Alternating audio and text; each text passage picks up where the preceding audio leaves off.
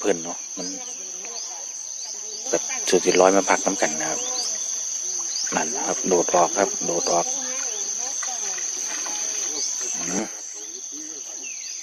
คือตัวมือเนี่ย